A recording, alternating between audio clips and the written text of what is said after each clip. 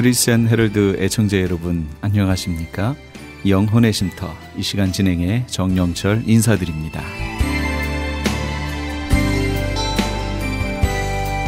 크리스천 헤럴드는 신문을 시작으로 라디오, 이제는 공중파 채널인 18.10을 통해 텔레비전으로도 함께 하실 수 있습니다. 이 시간에 방송되는 모든 목사님들의 설교를 인터넷 웹사이트 aktv1810.com을 통해 다시 들으실 수 있습니다. 하루를 귀한 말씀과 찬양으로 마감하시는 귀한 시간 되시기 바랍니다.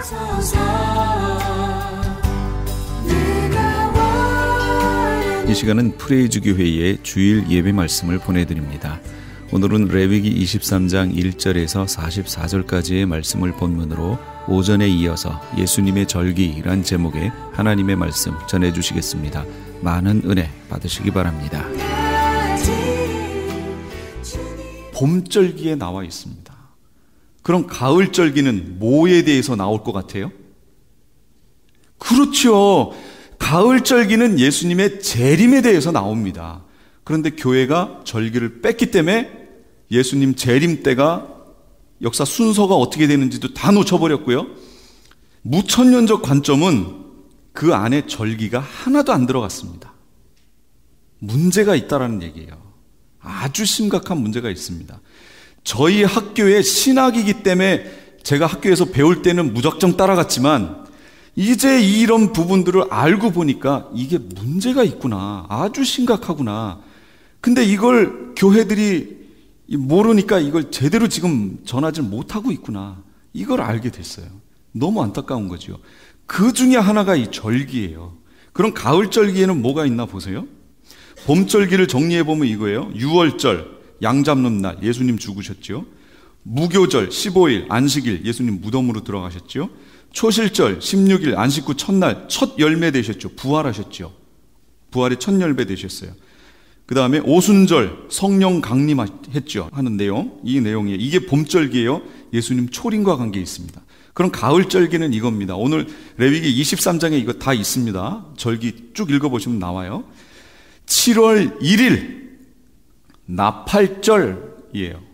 그 다음 7월 10일 속죄일 욤키프로라고 얘기하죠. 속죄일. 그 다음에 7월 15일 초막절입니다. 이거는 유대력으로 그렇다는 얘기예요. 유대 종교력으로 그렇다는 거예요. 우리가 있는 태양력으로 바꾸면 여기에다가 2달 보름 정도로 플러스 해야 돼요. 그러면 나팔절에 2달 반 플러스 하면 한 9월 중순 넘어가겠죠. 그때쯤이 나팔절이라는 얘기예요. 그리고 거기다가 10일 더하고 5일 더하면 쭉쭉쭉 나오지요. 그래서 이스라엘 사람들에게 있어 초막절은요. 초막절은 뭐예요? 광야 생활했던 거 기념하는 거 아니에요. 그런데 이 날이 축제일이에요. 이때 종려나무 가지 흔들지요. 이 종려가지 흔드는 의미가 뭔지 아세요? 왕이 오셨다는 거예요. 왕이. 이 의미로 흔드는 거예요. 아무 때나 흔드는 게 아니고. 얼마 전에 여기 메시아닉주 그 모임의 교회에 가서 어떻게 하는지, 초막절을 어떻게 하는지 거기 가서 봤습니다. 그랬더니 거기 종려가지, 여기 팜트리 많잖아요. 그거 하고 그 다음에 열매 하나에다 그 다음에 무성한 가지 있는 거 이렇게 해가지고 막 흔들더라고요. 요거 할 때 조심하셔야 돼요. 눈 찔려요. 이거 삐져나온 게 너무 많아가지고 이거 잘못하다가 눈 찔리겠다 싶더라고요. 그래서 간격을 조금씩 이렇게 띄고 이렇게 하는 걸 제가 이렇게 봤습니다. 이 초막절이에요. 제가 요 이제 설명할게요. 분명히 제가 봄절기는 예수님의 초림, 그러면 가을절기는 예수님의 재림과 만나겠죠. 그럼 재림과 어떻게 만나나 보세요. 레위기 23장 24절 이스라엘 자손에게 말하여 이르라 일곱째 달 곧 그 달 첫날은 7월 1일이요 너희에게 쉬는 날이 될지니 이는 나팔을 불어 기념할 날이요 성회라. 그러면 여기 유대인들 많으니까 한번 가셔서 유대인들한테 물어보세요. 나팔절날 나팔을 왜 불어요? 라고 물어보세요. 그럼 유대인들이 뭐라고 그럴 것 같아요? 성경에 불라고 그러니까 분다 그래요. 왜 부는지 몰라요. 진짜로 이거는 메시아닉 쪽 목사님이 얘기하신 거예요. 자기 유대인들도 나팔절에 나팔을 왜 불어야 되는지 모른다는 거예요. 성경에 그냥 나팔을 불라고 하니까 그냥 분대요. 그냥 분대요. 신약에 오면 이 내용이 있을까요, 없을까요? 있겠죠. 예수님의 재림을 가을 절기는 상징한다고 그랬잖아요. 계시록 8장 6절에 가면 7 나팔을 가진 7 천사가 나팔 불기를 준비하더라. 나팔 부는 얘기가 어디 나오냐면 계시록에 가면 나옵니다. 왜 나팔 부는 얘기가 구약에서 예언해, 절기에 예언해 놓고 저 계시록에 가서 불까요? 예수님의 재림과 상관이 있기 때문에 그런 거예요. 나팔 불어요? 7째 천사가 소리내는 날 그의 나팔을 불려고 할 때 하나님이 그의 종 선지자들에게 전하신 복음과 같이 하나님의 그 비밀이 이루어지리라. 선지자들에게 이미 말씀해 놓으신 그 비밀이 나팔 7개가 있는데 7개의 나팔을 부는데 7개의 나팔 다 불고 나면 그게 이루어진다는 거예요. 그 이루어지는 게 뭔가 보세요. 7째 천사가 나팔을 불매 하늘에 큰 음성들이 나서 이르되 세상 나라가 우리 주와 그의 그리스도의 나라가 되어 그가 세세토록 왕노릇 하시리로다. 그럼 보세요. 그리스도의 나라래요. 그리스도는 헬라식 이름이고 히브리식으로는 뭐예요? 그렇죠. 메시아라고 얘기하죠. 그럼 여기 그리스도의 나라란 얘기는 우리가 아는 단어로 치면 뭐예요? 메시아 왕국. 언제 그렇게 된다고요? 7째 천사가 나팔을 불면 세상 나라가 메시아 왕국이 된다는 거예요. 그 메시아 왕국을 계시록에서 다른 말로 뭐라고 그래요? 천년 왕국. 근데 무천년에서는 지금이 천년 왕국이래요. 지금이 메시아 왕국이래요. 나팔 불었어요? 7째 나팔? 안 불었잖아요, 아직. 그 절기를 놓치면 이렇게 해석된다 그런 얘기입니다. 절기에는 분명히 계시를 해놨는데 절기를 빼버리니까 엉뚱하게 해석이 되는 거예요. 아직 나팔도 안 불었어요. 나팔 불면 심판이 들어가거든요. 그러니까 나팔은 심판을 상징하는 거예요. 그게 아직 안 이루어졌잖아요. 근데 어떻게 그 다음 게 이미 나와버려요? 말도 안 되죠. 그리스도의 나라가 되어 그가 누구가요? 메시아가 세세토록 왕노릇 하시리로다. 메시아가 왕이 되어 다스리니까 메시아 왕국이죠. 지금이 메시아 왕국이 아니라니까요. 그러니까 이걸 어떻게 하냐면 영적인 메시아 왕국 이렇게 얘기를 해버려요. 아니에요. 성경을 보세요. 계시록을 보고 절기와 구약에 있는 다니엘서와 스가랴서 이 내용들 쭉 맞춰서 보세요. 지금은 메시아 왕국이 아니에요. 여기 분명히 계시록 11장에 말하잖아요. 지금 그리스도의 나라가 7째 나팔을 불면 그때서 이루어지고 그가 그때부터 세세토록 왕노릇하는 겁니다. 그때 이루어져요. 그러면 성경에 우리가 이런 얘기만 있죠. 하나님의 나팔 소리, 큰 나팔을 분다. 뭐 이런 내용들. 언제 우리가 휴거하지요? 휴거하는 내용 보여드릴까요? 그날에 큰 나팔을 불리니 아수르 땅에서 멸망하는 자들과 애굽 땅으로 쫓겨난 자들이 돌아와서 예루살렘 성산에서 여호와께 예배하리라. 큰 나팔을 분대요. 그다음 그가 큰 나팔 소리와 함께 천사들을 보내리니 예수님 말씀이에요. 그들이 그의 택하신 자들을 하늘 이 끝에서 저 끝까지 사방에서 모은대요. 휴거 얘기하고 있죠. 고린도전서 보라 내가 너희에게 비밀을 말하는 우리가 다 잠잘 것이 아니요 마지막 나팔에 순식간에 호련이 다 변화되리라. 나팔 소리가 나면 죽은 자들이 썩지 아니할 것으로 다시 살아나고 우리도 변화되리라. 마지막 나팔 나오지요 지금. 그 다음 데살로니가전서 주께서 호련과 천사장의 소리와 하나님의 나팔 소리로 친히 하늘로부터 강림하시리니 그리스도 안에서 죽은 자들이 먼저 일어나고 그 다음 우리가 그 후에 우리 살아남은 자들도 그들과 함께 구름 속으로 끌어올려 공중에서 주를 영접하게 하시리니. 이건 뭐예요? 휴거지요. 휴거는 언제 있는 거냐? 하나님의 나팔, 마지막 나팔, 큰 나팔 소리가 날 때 휴거가 있는 거예요. 그럼 이게 언제일 것 같아요? 나팔절이요? 아닙니다. 보여드리죠. 성경을 통해 보셔야 돼요. 너는 오늘 레위기 25장에 있습니다. 너는 7 안식년을 계수할지니 이는 7년이 7번인즉 안식년 7번 동안 곧 49년이라. 7째 달 열흘날은 속죄일이니 너는 뿔나팔 소리를 내되 전국에서 뿔나팔을 크게 불지며 너희는 50년째 해를 거룩하게 하여 그 땅에 있는 모든 주민을 위하여 자유를 공포하라. 이 해는 너희에게 희년이니 너희는 각각 자기의 소유지로 돌아가며 각각 자기의 가족에게로 돌아갈지며. 희년 얘기 아시지요? 7년이 지났어요. 7년째 되는 그 해는 무슨 년이라고 그래요? 안식년이라고 그러죠. 안식년. 이 7년이 7번 반복됐어요. 그리고 다음 해에 오는 50년째 되는 이 때는 뭐라고 그래요? 그걸 희년이라고 합니다. 그럼 희년은 어떻게 되느냐? 각자에게 분깃으로 주어져 있던 모든 것이 정상 원래 상태로 회복되는 날이에요. 이 희년이. 그러면 여기서 말하는 이 뿔나팔이 뭐냐? 나팔절에 1년에 한 번씩 나팔 불지요. 나팔 부는데 이 희년에 부는 뿔나팔은 다른 해에는 안 불어요. 다른 해에는 매년 한 번씩 나팔절에 나팔만 불어요. 그 다음에 희년이 됐을 때 그때 딱 한 번 부는 게 이 뿔나팔이에요. 이게 마지막 나팔이에요. 이해가 되세요? 그러니까 마지막 나팔은 50년째 희년에 부는 게 마지막 나팔입니다. 하나님의 나팔 소리 천지 진동할 때 마지막 나팔, 큰 나팔이라고 얘기하는 거는 계시록에 있는 7개의 나팔 중에 마지막 나팔을 얘기하는 게 아니에요. 모든 것의 마지막인 희년에 불게 되는 나팔을 얘기하는 거예요. 그럼 희년 중에서도 언제 부는 거냐? 속죄일에 부는 겁니다. 여기 나와 있나요? 9절에 있네요. 속죄일이니 7월 10일은 속죄일이니 이게 욤키푸르 대속죄일. 사람들이 모든 죄를 담당해서 대제사장이 들어가는 날이잖아요. 이때 부는 거예요. 그럼 이게 상징하는 게 뭘까요? 예수님의 재림인 거예요. 예수님의 재림이 이때 있고 예수님의 재림이 있기 전에 우리의 휴거가 그때 있다라는 겁니다. 그러니까 말씀에 비춰보면 예를 들면 세대주의 전천년 잘못됐죠. 왜 잘못됐어요? 7년 환란 있기 전에 우리가 휴거한대잖아요.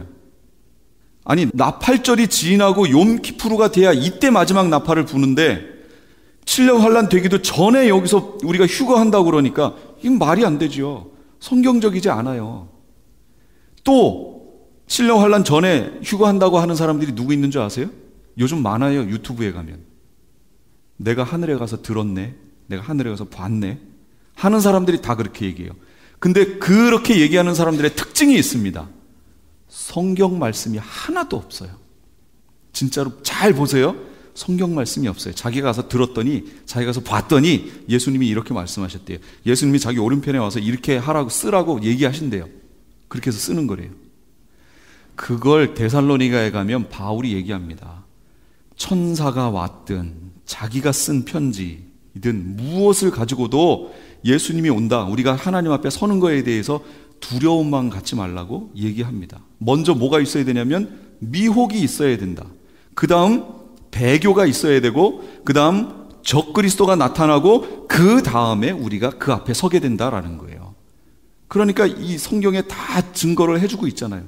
아직 적그리스도도 안 나타나는데 우리가 휴거가 있다고 얘기하면 말도 안 되죠. 성경으로 돌아가야 돼요. 절기를 보시면 그게 나옵니다. 제가 오늘은 시간이 없어서 지금 쭉쭉쭉 넘어가느라고 지금 제대로 못하는데요. 욤키푸르 예수님 재림하셨어요. 그 다음 절기가 뭐냐? 그 다음이 초막절이에요. 이스라엘 자손에게 말하여 이르라, 7째 달 15째 날 7월 15일이에요 초막절이니 여호와를 위하여 이레 동안 지킬 것이다. 초막절은 겉으로 보면 광야 생활을 상징하는 것처럼 보여요. 그러나 초막절은 메시아 왕국을 상징하는 겁니다. 첫날에는 너희가 아름다운 나무 실과와 종려 가지와 무성한 나무 가지와 신의 버들을 취하여 너희의 하나님 여호와 앞에서 이레 동안 즐거워할 것이니라. 뭘 가지라고요? 여기 종려나무 가지 나오지요. 종려 가지가 나와요. 계시록 7장 9절. 2일 후에 내가 보니 각 나라와 족속과 백성과 방언에서 아무도 능히 셀 수 없는 큰 무리가 나와 흰 옷을 입고 손에 종려 가지를 들고 보좌 앞과 어린 양 앞에 서 있어요. 이게 메시아 왕국을 얘기하는 겁니다. 종려 가지는. 그런데 희한한 일이 한번 벌어졌어요. 그건 이거예요. 요한복음 12장 13절에 가면 종려나무 가지를 가지고 맞으러 나가 외치되 호산나 찬송하리로다 주의 이름으로 오시느니 곧 이스라엘의 왕이시여 하더라. 이렇게 나옵니다. 이 구절이 나와요. 이게 무슨 절기였냐면 6월절 절기 때 예수님이 예루살렘 입성하기 전에 예수님께서 유월절 때 예루살렘에 입성한다라는 소문이 퍼졌어요. 그러니까 사람들이 예루살렘에 유월절 지키기에 왔던 사람들이 유대인들이겠죠. 와가지고 종려가지를 들고 예수님을 맞을 준비를 했던 거예요. 종려가지는 뭐라고 그랬죠? 메시아, 승리를 얘기하는 거예요. 승리. 이제 우리가 이겼다라는 거예요. 그래서 드디어 하나님이 구약에 그렇게 말씀하셨던 메시아 왕국이 이루어진다라는 거였어요, 이게. 그러니까 그걸 보면 그때 있었던 사람들이 예수님을 뭘로 알아봤다는 거죠? 메시아로 알아봤다는 거예요, 유대인들이. 그래서 종려가지를 흔듭니다. 깔았어요? 예수님이 들어갔어요. 근데 이 당시 이들이 갖고 있던 메시아관은 뭐냐면 다윗 같은 메시아예요. 다윗 왕처럼 지금 로마의 식민지 속국으로 되어 있는 자기네 나라를 해방시키고 자기네 나라를 넘볼 수 없는 아주 강력한 국가를 만들 메시아를 기다리고 있었어요. 그분이 예수님, 나사렛 예수가 그 일을 할 수 있을 거라고 생각했죠. 그러나 정작 6월절날 예수님 들어오셔서 만찬하고 다 하신 다음에 어떻게 하셨어요? 잡혀가 버렸어요. 근데 잡혀가가지고 빌라도 앞에 법정에 서가지고 예수님 뭐 하고 있어요? 아무 말씀도 안 하시고 그냥 초라하게 침묵 지키고 있어요. 그 이스라엘 백성들이 그 모습을 봤을 때 어떨까요? 자기들이 생각했던 메시아예요, 그게? 그 모습이 아니에요. 실망을 하고 있었지요. 그런데 대제사장과 그에게서 이 돈 받고 했던 사람들이 십자가에 못 박아라 그러니까 군중심리 있잖아요. 그냥 넘어가는 거죠. 십자가에 못 박아버려요. 근데 그것도 성경에 다 예언되어 있던 건데, 그때 예수님이 말 그대로 초막절인 것처럼 왕으로 입성하면 될까요, 안 될까요? 안 됩니다. 안 돼요. 그날은 유월절이에요. 유월절이면 뭐 하는 날이라고 그랬어요, 아까? 양 잡는 날, 죽는 날, 예수님의 초림, 봄절기, 오셔서 죽으시고 무교절날 무덤에 가시고 그 다음에 초실절날 부활하셔야 되는데 갑자기 가을절기에 있는 왕으로 초막절로 여기 등극해버리시면 말이 안 되잖아요. 예언과 달라지잖아요. 그러니까 그날은 그렇게 될 수가 없는 거예요. 그런데 이걸 가지고 어떤 사람들은 또 유대인들이 예수님을 받아들이지 않았기 때문에 예수님이 계획을 수정해서 다시 올라가시고 이렇게 했다고 얘기를 해요. 참 안타까운 거예요. 성경을 좀 이렇게, 제가 얘기 안 할게요. 좀 했으면 좋겠는데 이걸 어딜 놔버리고 그냥 자기네 교리로 맞추려니까 그런 결론이 나온다는 거예요. 성경을 전체적인 걸 보고 이렇게 좀 했으면 좋겠다 싶은 거죠. 자, 이렇게 됐어요. 그러니까 종려가지를 흔들었다는 얘기는 유대인들도 사실은 처음에 메시아로 인정했었다는 거예요. 근데 자기들이 생각했던 것과 다르니까 안 받아들인 거죠. 그런 이 실수를 우리도 하고 있어요, 지금.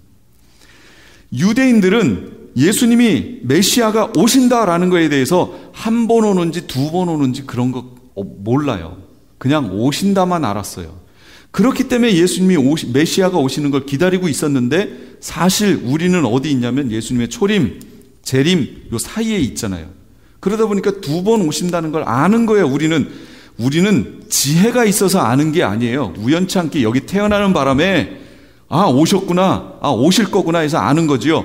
유대인들은 여기가 있다니까요. 여기에서 본 거예요. 그러니까 초림과 재림이 동일선상에 있으니까 봐서 모른 거예요. 근데 이분이 왔는데 메시아인 게 맞긴 맞았는데 자기네 생각과 다르니까 버려버린 거죠. 근데 사실 그분이 메시아의 초림 맞았거든요. 근데 앞으로 재림하실 거예요. 근데 지금 크리스마스 그러면 무슨 날이에요? 성탄절. 누가 탄생한 날이요? 예수님의 탄생. 그건 예수님의 초림이에요, 재림이에요? 초림. 모든 사람들이 예수님의 초림에 묶여서 재림을 안 봐요. 교회도 안 봐요. 예수님의 재림 보고 있나요, 지금? 이미 오신 예수님만 자꾸 봐요. 그리고 이미 오신 예수님의 모든 걸 다 끝냈대. 그리고 다시 오실 예수님을 안 봐요. 왕으로 이 땅에 임하실, 우리가 이제 가서 종려나무 흔들어야 되거든요. 왕으로 임하실 예수님은 아무도 안 봐요. 관심이 없어요. 예수님 재림하신다고 얘기해도 관심들이 없어요. 교회들이 다 초림하신 예수님에 묶여서 그것만 봐요. 그러니까 성탄절도 그거예요. 지금 초림하신 예수님만 봐요. 대강절, 이 대강절은 대강 지내는 날이 아니고요. 초림하시는 예수님 오심을 기다리는 절기예요. 그럼 지금 우리에게 적용을 하자면 우리는 예수님의 뭘 기다리는 절기로 삼아야 되는 거예요? 사실은 예수님의 재림을 기다리는 절기로 삼아야 되는 거예요. 그런데 교회마다 예수님의 재림을 기다리는 절기로 삼아요? 이미 오신 예수님을 기념하는 절기로 삼아요? 그렇죠. 이미 오신 예수님으로 끝내버려요. 더 이상 없어요. 그래서 크리스마스는요, 이제부터는 이미 오신 예수님에서 한층 업그레이드 돼서 다시 오실 예수님을 보는 절기로 만들어야 돼요. 그게 크리스찬들이 해야 되는 거라고요. 지금 모든 이방 교회가 그걸 부르짖고 외치고 그래서 준비하라고 얘기해야 되는데 교회들이 잠잠해요. 이거에 대해서 무감각해요. 그런데 이스라엘을 보세요. 이스라엘은 예수님이 몇 번 오시는지 몰라요. 유대인들은 지금도 메시아를 기다리고 있어요. 그렇다면 어쨌든 초림하시는 예수님은 놓쳐버렸죠. 그러나 지금도 기다리고 있다는 것은 이들이 어떤 메시아를 지금 만날까요? 다시 오실 메시아를 만나겠죠. 재림하실 메시아를 만납니다. 그런데 이 메시아는 어떤 모습으로 올 거냐면 계시록 19장에 가보세요. 흰 말을 타고 왕관을 쓰고 빛난 흰 옷을 입고 오십니다. 그러면 정확히 알아볼까요? 못 알아볼까요? 정확히 그분이 메시아라는 걸 알아보지요. 유대인들은 알아봅니다. 그럼 우리 이방 크리스찬들은 어떻게 돼요? 복잡해지죠? 근데 사실 하나도 안 복잡한데 계시록을 안 했기 때문에 지금 복잡하게 느끼시는 거예요. 무슨 얘기가 되냐면 초림하실 예수님을 이스라엘은 놓쳐버렸기 때문에 하나님이 이방인의 충만한 수가 찰 때까지 우리는 그 사이에 놓였어요. 그래서 우리 이방인은 초림하신 예수님을 보고 재림하실 예수님도 알아요. 근데 유대인은 이렇게 서 있는 거예요. 초림하실 예수님, 재림하실 예수님은 이렇게 보고 있기 때문에 놓쳐버린 거예요. 초림하실 예수님을. 그러나 재림하실 예수님을 그 유대인들은 만납니다. 그게 스가랴서에 있어요. 스가랴서 13장, 12장, 13장, 14장을 읽어보세요. 아마겟돈 전쟁과 함께 천년왕국으로 들어가는 모습이 거기 나옵니다. 거기서 천년왕국으로 들어가는데 천년왕국에서 초막절을 지킨다는 얘기가 스가랴 14장에 나옵니다. 후반 부분에. 그 내용이 나와요. 왜 거기서 초막절을 지킬까요? 그 초막절이 천년왕국 메시아 왕국을 얘기했던 거기 때문에 그래요. 지금 그 구조로 돼 있어요.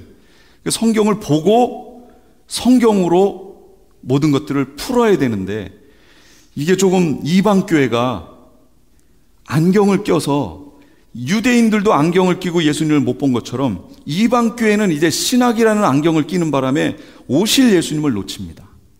그 얘기가 로마서 9장에서 11장까지의 접붙임 얘기예요. 오셨을 때 예수님이 초림에 오신 후에 유대인들은 어떻게 돼요? 참 감람나무는 다 꺾여버립니다. 꺾여버렸어요. 거기에 돌감람나무가 접붙여집니다. 그럼 돌감람나무가 누구예요? 우리예요. 이방 크리스천.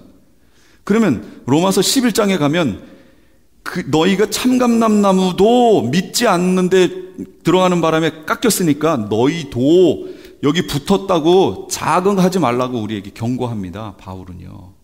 그러니까 우리가 한 번 구원이 영원한 구원인 거라고 교리로 얘기하고 얼마나 지금 교회들이 하나님 앞에 방종하는지 몰라요. 바울이 얘기하는 게 뭔지 아세요? 때가 되면 이방인의 충만한 수가 차면 이제 어떤 일이 벌어지냐면 역전이 일어납니다. 참감람나무가 깎여져 나갔던 참감람나무가 다시 여기 접붙여집니다. 원 가지에다가, 원 나무에다가. 그러려면 이 원 나무에 붙어 있던 가지를 쳐내야 접붙임을 할 거 아니에요. 그럼 어떤 가지들이 잘려져 나갈까요? 그나마 붙어 있던 참 자르고 다시 참 붙일까요? 아니죠. 돌감람나무 접붙여 있던 돌감람나무를 쳐내고 참감람나무를 갖다 접붙이는 거예요. 그 얘기가 로마서 11장 얘기입니다. 이방인의 충만한 수가 들어온 후에는 무슨 일이 벌어지냐면 이스라엘이 회복되는 일이 벌어집니다. 지금 이스라엘 회복되고 있지요? 이스라엘이 회복되고 있어요. 기존에 우리가 알고 있던 신학에서는 이스라엘을 빼버렸어요. 이스라엘이 없어졌어요. 그러니까 절기도 다 없어졌어요. 그 이스라엘이 우리래요. 우리가 그 영적인 이스라엘이래요. 아닙니다. 성경 다시 보세요. 아니에요. 달라요. 이스라엘은 따로 있어요. 분명히 성경 속에 있어요. 그리고 만약에 없으면 바울이 뭐하러 9장에서 11장까지 그렇게 얘기를 해요. 한번 정말로 읽어보세요. 로마서 9장에서 11장이요. 이 원 이스라엘이 다시 회복되는 얘기가 거기 나옵니다. 그러면 그 얘기는 뭐가 되냐면 이방 크리스찬들의 구원의 시간이 얼마 안 남았음을 얘기하는 겁니다. 그건 어디에 예언되어 있느냐?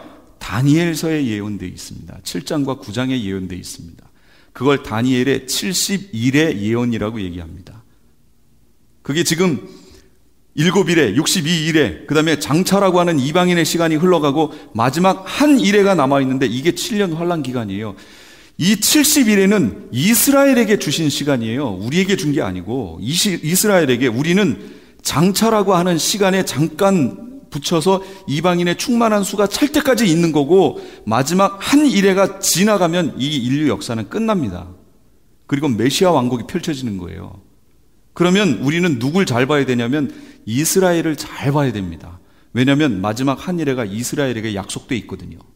그러니까 2000년이나 됐던 저 이스라엘이 회복될 수밖에 없었던 이유가 있는 거예요. 그 마지막 한 일회라는 시간을 지나가게 해야 되는 시간표 역할을 해야 되기 때문에 이스라엘이 회복돼야만 합니다. 그리고 회복되고 있고요. 이것에 대해서 하나님이 두 가지 표를 주셨어요. 한 가지 표는 깃발을 세운 거예요. 천년왕국이 이루어지기 전까지 두 가지 깃발을 세웁니다. 한 가지 깃발은 예수님의 초림이에요. 초림이라는 깃발을 보면 때가 다 된 줄 알아라.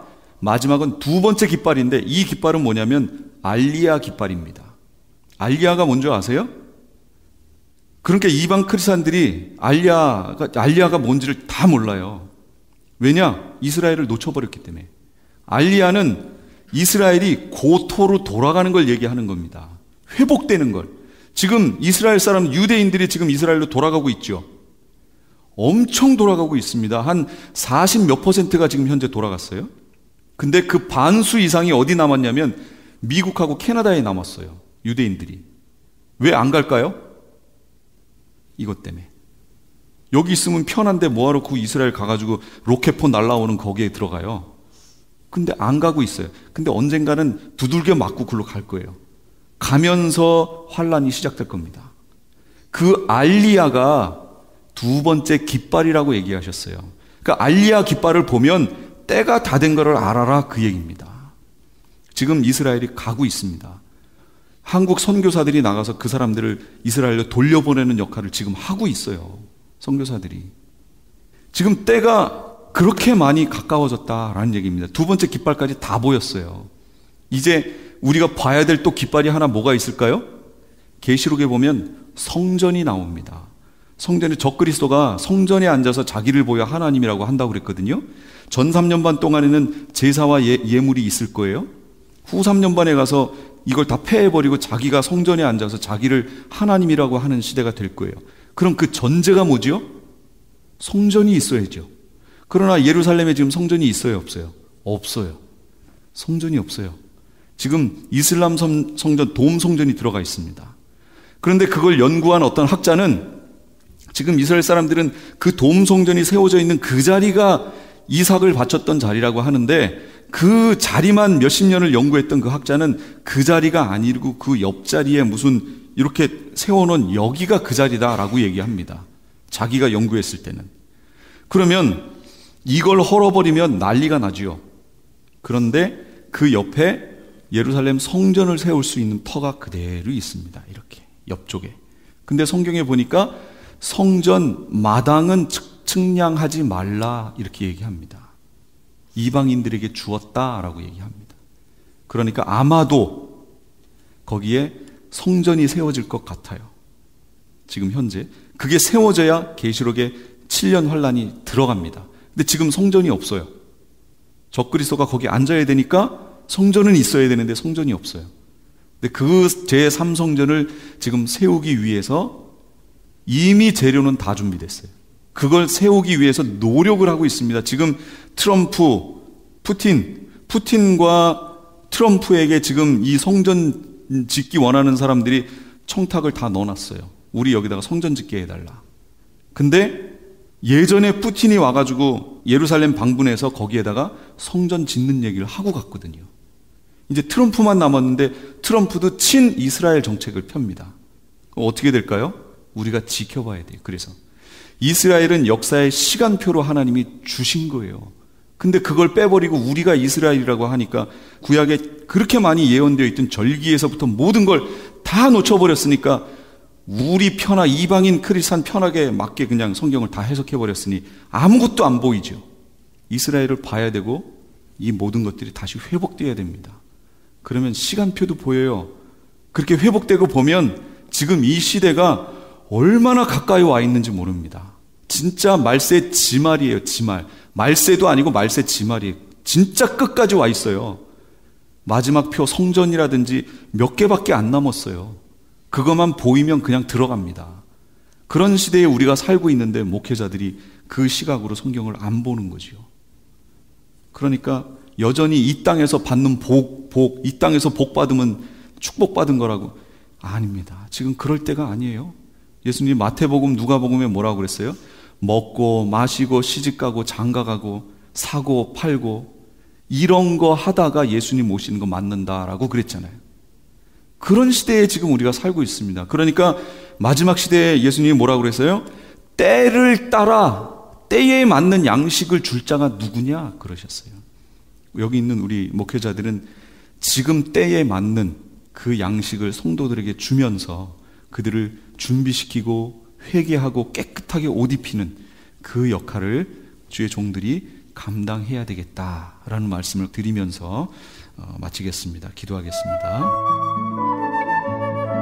지금까지 LA 한인타운에 있는 프레이즈 교회의 주일 예배 말씀이었습니다. 프레이즈 교회의 위치는 2668 웨스트 피코 블루버드, 피코와 켄모어가 만나는 곳에 있으며 좀 더 자세한 사항을 알기 원하시는 분은 전화 213-700-9833 213지역 700-9833번으로 문의하시기 바랍니다. 시민권 신청, 부모님, 배우자, 자녀 영주권 신청, 취업이민, 종교이민, 학생비자, 신분변경, 추방유예, 결혼, 공증. 인생이 달린 이 모든 일 어디에 맡겨야 할까요? 한인타운 연장자 센터의 모츠기관인 주눈사랑채 이민법률센터에 맡기세요. 21년 이민법 경력의 박창영 이민국 공인변호인이 성심을 다해 도와드립니다. 올림픽과 윌튼 323-735-7888 323-735-7888. 유태인이 만든 특수영양제 M3 들어보셨어요? 곡식의 눈, 과일씨, 껍질, 약초의 뿌리로 만든 특수영양제 M3. 혈압, 당뇨, 아토피, 천식, 비만 등 무슨 병이든 큰 효과를 주는 신비영양제 M3. 서울대학병원 7곳, 고려대학병원 2곳에 입점되어 더욱 믿을 수 있는 M3의 효능. 213-435-9600, 213-435-9600 M3. 정직한 마음으로 권해드립니다.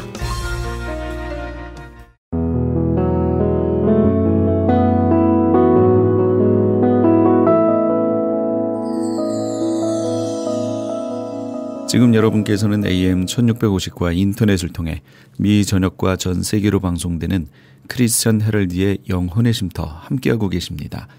계속해서 코너스톤 교회 이종용 목사님께서 누가복음 1장 26절에서 38절까지의 말씀을 본문으로 쓰임받는 비결이란 제목의 하나님의 말씀 전해주시겠습니다. 많은 은혜 받으시기 바랍니다. 매년 성탄 감사 예배는 어떤 joy, 기쁨, 또 소망, 그리고 가볍게 기쁨을 가지고 말씀을 받고 나갔던 것 같습니다. 그러나 오늘은 조금 고민하는 말씀입니다. 나를 들여다봐야 되는 말씀이고 하나님 말씀이 나를 비추어서 나의 모습을 볼 수 있는 그런 말씀이 될 것입니다. 여러분들 이 말씀을 통해서 나를 볼 수 있다면 그것은 엄청난 축복이 됩니다. 2000년 전에 그 유대인들이 메시아를 그렇게 기다렸습니다. 정말로 아주 강하게 말하면 눈이 빠지도록 그들은 메시아를 기다리고 기다렸었죠. 근데 하나님의 시간에 하나님의 장소인 베들레헴에 메시아이신 예수님이 오셨을 때 여러분들 그들은 마음이 너무도 완악하여 호텔에서도 거부하고 어느 집에서도 다 거부합니다. 어떤 집도 메시아를 받아들이지 않았습니다. 심지어는 문을 열어서 복도에서 낳게도 하지 않았습니다. 그 마리아의 배가 불러서 지금 막 해산의 고통을 겪고 있는 그 모습을 보면서도 그들은 마음이 완악했습니다. 그들은 절대 문을 열지 않았습니다. 자기 집으로 자기 방으로 그 마리아를 요셉을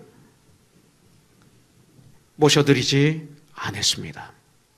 그래서 결국 우리 예수님은 마을 구에서 태어나셨습니다. 마을 구에서 태어나심으로 이 땅에 오시게 되었습니다. 그렇다면 이 시대의 그분들은 누굴까? 그들은 하나님을 믿는다고 했죠. 그리고 메시아를 기다렸습니다. 그럼 이 시대는 그들이 누구일까? 교회 나가는 분들이 아닐까요? 교회 나가는 모든 분들, 주님의 재림을 기다리는 그리스도인들이라고 얘기할 수 있을 것입니다. 그리스도인들은 예수님을 나의 주인으로, 나의 구원자로 내 마음의 방에 모신 사람들입니다. 그런 예수님을 모시고 살아가는 교회들이 성탄절을 맞이해서 진정 그 주님이 내게 들어오시기를 원하시는가? 요한계시록 3장에 보면 20절에 보면 볼지어다 내가 내 마음의 문을 두드린다. 누구든지 내 음성을 듣고 네가 내 마음의 문을 열고 나를 영접하면 내가 너에게로 들어가 너와 더불어 먹고 너는 나와 더불어 먹으리라고 말씀하십니다. 24시간 우리의 마음의 문을 두드리고 계십니다. 그리고 우리 안에 들어오시기를 원하시는 거죠. 만일 그 당시 그 호텔이 그 마리아를 받아들였다면 그 호텔은 얼마나 큰 축복이었을까요? 다 거부했던 것처럼 지금 이 시대 구원받은 우리라고 하면서 정말 내가 내 안에 들어가기를 원한다 하시지만 절대 나를 주님께 내드리지 않는 나의 모습은 아닌가요? 교회는 그렇게 나가지만 직분은 있지만 그 당시 베들레헴은 예루살렘은 메시아를 간절히 기다리던 시대였습니다. 지금 주님이 그렇게 나의 어떤 부분에 들어오시기를 원하십니다. 나를 어떤 부분에서 사용하시기를 그렇게 원하시는데 주님께 그 부분을 또한 주님을 위해 나를 드리고 있는지 살펴볼 수 있는 귀한 특별한 계절이 성탄절이 아닐까요? 그리고 이 성탄절을 맞이하면 꼭 올해를 마감하게 되죠. 2015년을 그 마무리하는 이 시간이 될 수 있지 않을까요? 우리의 삶의 중심에 주님을 모실 수만 있다면 예수님으로 주인으로 구원자로 우리에게는 절망이 물러가게 될 것입니다. 여러분들 예수님은 이 땅에 오셨는데 마을 구에서 태어나셨습니다. 마을 구유를 통해서 이 땅에 오셨습니다. 그런데 저는 그 마을 구유를 생각하면 저에게는 소망이 있습니다. 사람들이 거절했지만 주님은 거기서 태어나시기를 원하셨던 것 같아요. 그래서 저에게는 소망이 있습니다. 그렇게 이 땅에 오신 예수님 왜 오셨습니까? 주님은 온 백성들에게 소망을 주시기 위해서 오셨어요? 축복을 주시기 위해서 오셨어요? 죄 용서해 주시기 위해서 오셨어요? 죽음의 문제를 해결해 주시기 위해서 오셨어요? 영원한 생명을 주시기 위해서 이 땅에 오셨어요. 그런 평화의 소망의 주님을 모실 수 있는 마음의 빈방이 여러분들 오늘 우리들의 삶에 오늘 이 시간 마련되어야 될 줄 믿습니다. 그 마음의 빈방이 마련되어 예수님을 모실 수가 있다면 우리들의 인생 절대 비틀거리지 않을 것입니다. 술 취한 사람처럼 시간이 지나면 지날수록 우리의 영혼은 여러분들 깊은 평화와 풍요로움을 느끼게 될 것입니다. 갈릴리 나사렛이라는 아주 작은 마을에 살던 무명의 한 시골 처녀가 이 위대한 일에 쓰임받고 육신의 메시아 주 예수님의 육신의 어머니가 되었습니다. 하나님은 왜 그런 시골 처녀, 이름도 없는 시골 처녀 마리아를 통해서 이 세상에 하나님의 아들 구원자 예수님이 이 땅에 오시도록 도구로 사용하셨을까요? 이 엄청난 사건을 통해서 저와 여러분들은 오늘 성탄절을 맞이해서 하나님께 붙들려 쓰임받는 비결을 배워서 앞으로 남은 삶 정말로 고귀하게 쓰임받다가 주님 앞에 서서 well done, 참 잘했다. 충성된 나의 종아, 네가 적은 일에 충성했구나 소리 듣는 우리가 되어야 될지 분명히 믿습니다. 하나님이 왜 마리아를 사용하셨는가요? 하나님으로부터 쓰임받았던 이유는, 첫째는 여러분들 28절 30절에 보니까 그것은 바로 하나님의 은혜였습니다. By the grace of God. 나 같은 죄인 살리신 주 은혜 놀라워요. 가브리엘 천사장이 하나님의 명령을 받들어 마리아에게 소식을 전하러 왔습니다. 가브리엘 천사장이 마리아에게 말하죠. 28절, 그에게 들어가 이르되 은혜를 받은 자여 평안할지어다. 은혜를 받은 자라고 말씀하고 있습니다. 주께서 너와 함께 하시도다. 은혜를 받으면 주님이 나와 함께 하십니다. 30절에 보니까 계속해서 천사가 이르되 마리아여 무서워하지 말라. 왜? 그 이유가 내가 하나님께 은혜를 입었다. 그냥 무서워하지 말라. 하나님께 은혜를 입었어요. 우리가 이렇게 쓰임받는 것 우리가 잘나서가 아니죠. 하나님의 은혜로 목사가 되고 우리는 쓰임받는 거예요. 하나님께서는 하나님의 아들 예수 그리스도께서 이 땅에 오시는 통로로 시골 처녀, 이름도 없었던 그 시골 처녀 마리아를 사용하신 것이죠. 그래서 에베소서 1장 7절에서 보면 우리는 그리스도 안에서 그의 은혜의 풍성함을 따라 그의 보혈의 피로 말미암아 십자가에서 우리 위해서 죽으심으로 말미암아 속량 곧 죄 사함을 받았느니라. 이렇게 말씀하고 있어요. 그 은혜. 에베소서 2장 8절에 보면 너희는 그 은혜를 인하여 믿음으로 말미암아 구원을 받았다. 이것은 너희에게서 난 것이 아니오 하나님의 선물이라 성경은 말하고 있습니다. 히브리서 4장 16절에 보면 그러므로 우리는 긍휼하심을 받고 때를 따라 돕는 은혜를 얻기 위하여 은혜의 보좌 앞에 담대히 나갈 것이니라. 이렇게 말하고 있습니다. 그렇다면 은혜란 무엇일까요?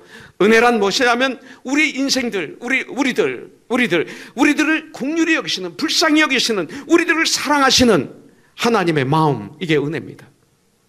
이것이 은혜예요. 예수 그리스도께서 이 땅에 오신 것도 하나님의 은혜입니다. 그렇기 때문에 여러분들, 마리아가 선택받은 것도 하나님의 은혜입니다. 저와 여러분들이 이 자리에 있는 것도 하나님의 은혜입니다. 26절에 보면 하나님은 갈릴리 나사렛의 그 평범한 시골 처녀 마리아를 택하셨습니다. 마리아는 하나님을 사랑했어요. 여러분들, 그런데 정말로 하나님을 믿는 사람은 현재의 삶에 최선을 다하고 현재 구원을 누리지만 그 삶의 상황에 흔들리지 않습니다. 이게 믿음이에요. 그 일이 이룬 것에 마음을 둡니다. 그러면서 과정을 성경적으로 걸어갑니다. 즉 우리가 가진 소망이 이루어져 있는 상황을 그리면서 주님의 방법으로 살아갑니다. 진정한 믿음은 우리의 소망을, 그리고 적절한 때에 in His time, 주님의 시간에 주님의 장소에서 불러내시는 하나님을 전적으로 신뢰하는 것, 이것이 믿음입니다. 그래서 올해 우리 교회 them이 in His time and place가 됩니다. 마리아처럼 현실에서는 여러분들 이해되지 않는 일이며 불가능한 게 보이는 상황이지만 그 일을 계획하시고 이루시는, 불러내시는 하나님을 신뢰했습니다. 자, 마리아가 쓰임받은 이유, 은혜를 사모했습니다. 하나님의 은혜가 임했습니다. 그래서 하나님을 믿는 그 믿음이 있었을 뿐만이 아니라 믿음의 말씀에 어떻게 했어요? 순종했기 때문에 사용한 거예요. 삶 속에서 실천했기 때문에요. 하나님의 말씀에 순종했기 때문에요. 37절부터 38절을 보십시오. 마리아는 말씀의 능력을 고백하면서 동시에 말씀의 순종을 고백하는 걸 볼 수가 있어요. 천사 가브리엘의 소식을 들은 마리아는 자신의 상황과 자신의 입장을 설명했습니다. 천사는 하나님의 능력이 이 일을 이룰 것이라 하면서 37절에서 보니까 대저 하나님의 모든 말씀은 능하지 못하심이 없느니라. 이게 하나님의 말씀이에요.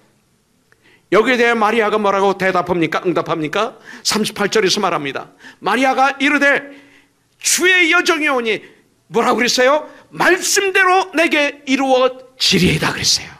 그러니까 천사장이 떠납니다. 말씀대로 내게 이루어지리다. 이것이 마리아의 순종의 고백이었습니다. 우리들은 때때로 깨어있지 않으면 내 마음에 드는 일만 교회에서 합니다. 여러분들, 내가 하고 싶은 것들만 골라서 순종하는 것이 습관화되어 있어요. 정말로 믿는 사람들은 그렇게 하는 것이 아니라 하나님의 말씀이라면 무엇이든지 순종하겠습니다. 하나님의 말씀대로 내게 이루어지리다. 여러분들, 이것입니다. 우리들도 주님의 말씀대로 순종하겠다는 이런 고백을 여러분들이 기도 시간에 해보시고 오늘 이 시간 마음으로 해보시기 바라겠습니다. 이 성탄절을 맞이해서 그러면 하나님께서 상상할 수 없는 엄청난 축복으로 그렇게 고백하며 순종하는 하나님의 사람들에게 하나님의 시간에 하나님의 장소에서 분명하게 높여주실 줄 믿습니다. 주의 여종이오니 말씀대로 내게 이루어질지어다. 주의 종이오니 말씀대로 이루어지이다. 요새는 우리가 하도 종종 해서 이 종이라는 단어가 너무나 타락했어요. 여러분들, 여기서 말하는 주의 여종이오니 이 뜻은 강하게 얘기하면 주님의 노예이오니 이 소리입니다. 주님의 노예이오니. 예. 주님의 노예. 마리아는 그렇게 고백합니다. 이것이 겸손이에요. 이건 순종의 결단의 표현입니다. 마리아는 주님의 여종으로 순종하면서 산하는 것이 인간적으로는 얼마나 어려운 일인지 알고 있었어요. 그럼에도 그는 그 길을 선택했습니다. 우리들도 마리아의 믿음의 본을 받아야 돼요. 그리고 바울과 바나바를, 베드로를 믿음의 선배로 좋아하는 이상으로 마리아의 믿음도 우리가 좋아하며 그리고 닮아가야 됩니다. 물론 예수님을 닮는 사람들이 그리스도인이죠. To follow Jesus Christ. 그러나 믿음의 선배들을 우리는 닮아야 되지 않을까요? 그런 우리가 돼야 돼요. 이 말은 마리아의 순종의 고백이었습니다. 그러나 이 순종은 뭐예요? 순종은, 실천은 희생의 대가가 치루어져야 됩니다. 생각해 보십시오. 처녀입니다. 처녀가 임신했다면 어떻게 되겠습니까? 조롱거리가 됐겠죠? 유대인의 그 전통에 의하면 돌에 맞아 죽어야 되겠죠.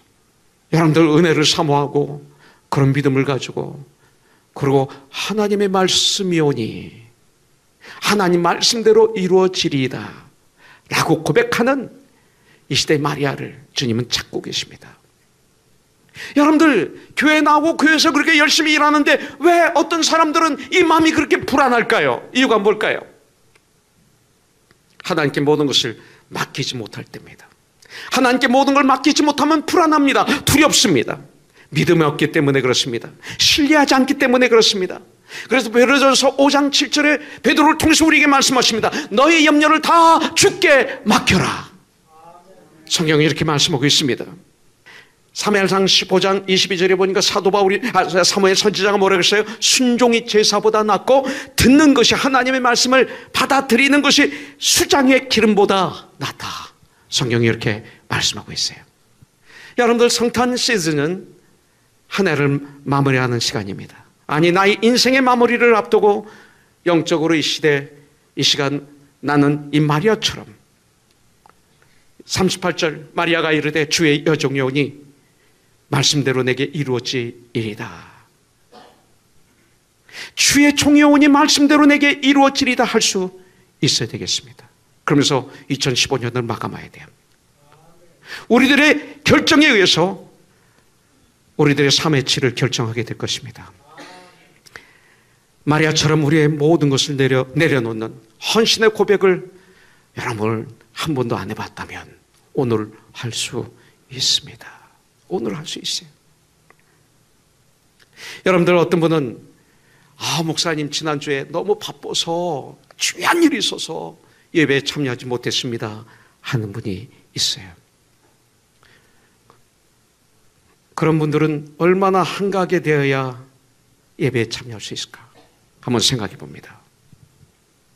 우리는 지금 나는 주의 종이오니 주님의 말씀대로 하겠습니다 할 수 있어야 돼요. 여러분들, 제가 얘기하려고 한 포인트는 육체가 그렇게 되면 한가해집니다. 그렇게 하면 한가해집니다.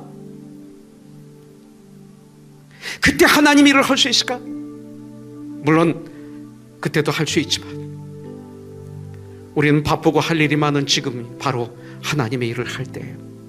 그래서 올해 우리 교회 팀이 Now is the time.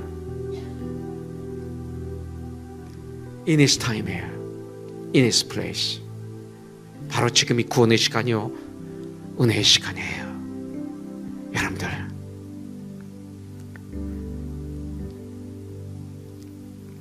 마무리하겠습니다. 시간을 잘 활용하세요. 그것이 최고의 성공입니다.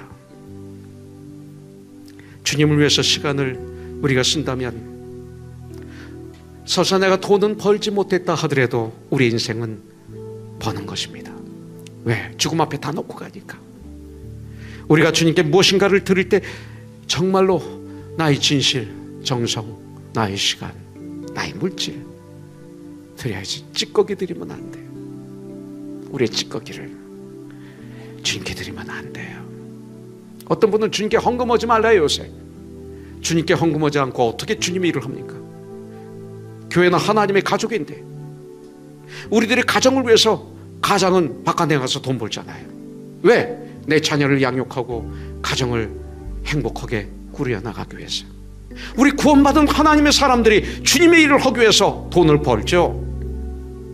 그래서 온전한 11조를 하나님께 드려서 그 물질을 가지고 건강하게 코노손이라는 천국 가정을 이루어가고 주님이 명령하신 그 일을 힘차게 하는 거죠. 가짜 교회 때문에, 문제 있는 교회 때문에 그걸 막으면 안 되죠. 개가 짖는다고 기차가 스톱하면 안 돼요. 가장 귀한 걸 드리세요. 그래서 우리 멋있게 주님 일을 하다가 우리는 주님 앞에 가야 돼요. 마리아는 약혼했어요. 청혼했어요. 근데 그거보다도 더 귀한 것이 주의 여종이 오니 주님 말씀대로 되리이다. 자기를 바쳤어요. 그래서 하나님의 뜻을 이루었고 그녀는 큰 은혜를 받고 쓰임받았어요. 하나님은 마리아와 같이 주님의 은혜를 사모하고 주님을 그렇게 믿고 주님께 순종하고 헌신하는 사람을 오늘도 찾고 계세요. 찾고 계세요. 또한 우리는 천사장 가브리엘처럼 좋은 소식을 전하면서 살자고요. 오늘 시간이 좀 많이 가서 미안해요. 원래 오늘은 졸업식이 있어서 한 20분에 끝나야 되겠다고 준비했는데 이게 안 되네. 저는 안 되는 것 같아 이게. 죄송해요. 왜 노성주사 비웃듯이 웃어요? 그때는 할렐루야 더 하세요 해야지. 네. 미셸, 그때는 할렐루야 목사님 괜찮아요 더 하세요 한번 해야지. 그래 미셸이지. 예? 그럼 내가 힘내서 빨리 끝내지. 예. 자, 오늘 말씀은 가브리엘이 마리아에게 좋은 소식을 전하는 장면부터 시작이 되죠. 우리들 서로가 좋은 소식을 전해주는 가브리엘 천사장이 되자고요. 예수 그리스도, 이게 무슨 뜻이죠? 예수 그리스도, 이 뜻은 예수님은 그리스도이시다. 믿지 않는 사람이 예수 그리스도 하면 예수님은 그리스도이십니다 시인하는 거예요. 이렇게. 주님이 이 땅에 오셨습니다. 이거 전하는 거예요. 예수는 그리스도이십니다. 전하는 거예요. 어제는 제가 페이스북을 열심히 봤어요. 하나, 왜냐하면 너무나 은혜를 받았어. 자카리아 보트로스라는 분이었어요. 이집트의 콥트의 목사님이시고 부흥 강사예요. 이분은 이 공중파, 이 DC가 있어가지고 이걸 통해서 하루에 5천만 명의 무슬림인들이 이분의 복음의 메시지를 들어요. 그리고 쫓겨났어요. 왜냐하면 이분의 목에 600억 원의 현상금이 걸렸어요. 알카에다가. 근데 빈 라덴이 250억 원의 현상금이 걸렸었어요. 얼마나 높아요? 이분이 제일 요주의 인물이에요. 이분만 잡으면 무슬림인들은 대단한 거예요. 그런 가운데서도 날마다 복음을 증거하는데 그 복음 증거하는 모습이 그 화면이 나오는데 와, 끊을 수가 없었어요. 설교를 준비해야 되는데 내가 그걸 끊을 수가 없었어요.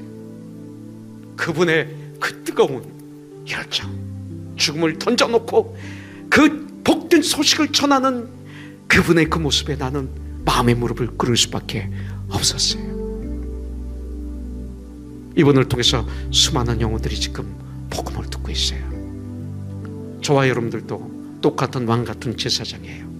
이 좋은 소식을, 귀한 소식을 마음껏 전하다가 주님이 부르실 때 주님 앞에 서서 주님을 부터 잘했다, well done, 네가 적은 일에 충성이 있구나. 내가 너에게 많은 걸 맡기리라. 오늘 너는 주인의 즐거움에 참여하리라는 영원한 이 칭찬을 전 들을 거예요.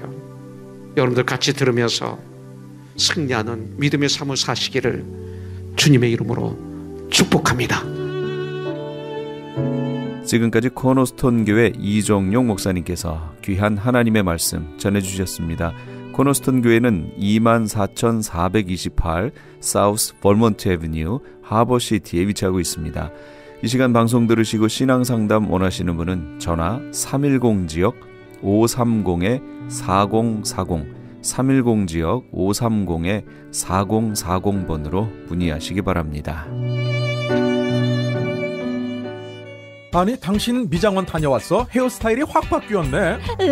홈쇼핑 월드 차홍 고데기로 마술을 부렸지. 홈쇼핑 월드 차홍 고데기? 차홍 허니앤비 샴푸로 머리 감으면서 차홍 헤어두피 마사지를 쓰면 머릿결이 너무너무 부드러워지고 한 움큼씩 빠지던 머리카락도 눈에 띄게 덜 빠져. 차홍 고데기 너무 좋아. 그럼 그 웨이브 머리도? 당연하죠. 3, 4분이면 이렇게 풍성한 웨이브 머리를 만들 수 있다고요. 너무 이쁘다. 어디서 샀어? 홈쇼핑 월드. 가격 만족, 품질 만족, 행복한 쇼핑. 활가와 웨스턴 홈쇼핑 월드.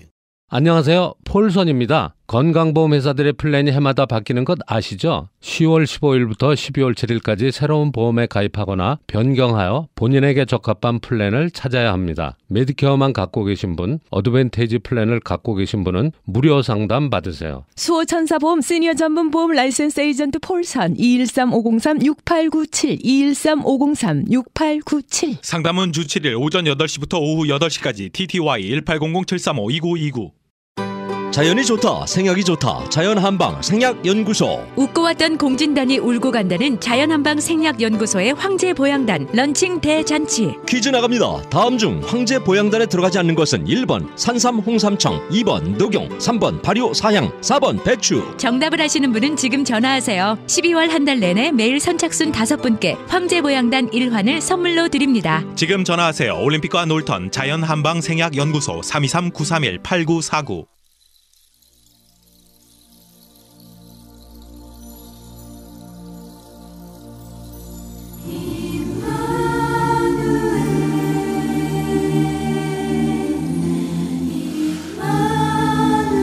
후련히 허다한 천군이 그 천사와 함께 있어 하나님을 찬송하여 가로되 지극히 높은 곳에서는 하나님께 영광이요 땅에서는 기뻐하심을 입은 사람들 중에 평화로다 하니라. 누가복음 2장 13절에서 14절까지의 말씀입니다. 양떼를 지키던 목자들에게 천사가 나타나서 구주 곧 그리스도가 나셨음을 알려줍니다. 그러더니 갑자기 많은 천사들의 무리가 지극히 높은 곳에서는 하나님께 영광이요 땅에서는 기뻐하심을 입은 사람들 중에 평화라고 하나님을 찬송합니다. 우리는 예수님께서 이 땅에 평화를 주시기 위해서 오셨다고 믿습니다. 그래서 타 종교에서도 성탄을 축하하며 종교를 초월해 이 땅에 평화가 깃들기를 기원합니다. 그러나 천사들의 찬양 내용을 잘 보면 땅에서는 기뻐하심을 입은 사람들 중에 평화라고 합니다. 모든 인류에게 평화를 주시는 것이 아니라 하나님의 기뻐하심을 입은 사람들에게 평화라는 것이지요. 주 안에서 누리는 참 평화는 하나님의 기뻐하심을 입은 이들임을 기억하시고 조심스레 나는 하나님의 기뻐하심의 무리에 들어있는지 점검해 보시는 이 밤이 되시기 바랍니다. 지금까지 크리스천 헤럴드 방송에서 보내드린 영혼의 쉼터의 정영철이었습니다. 메리 크리스마스.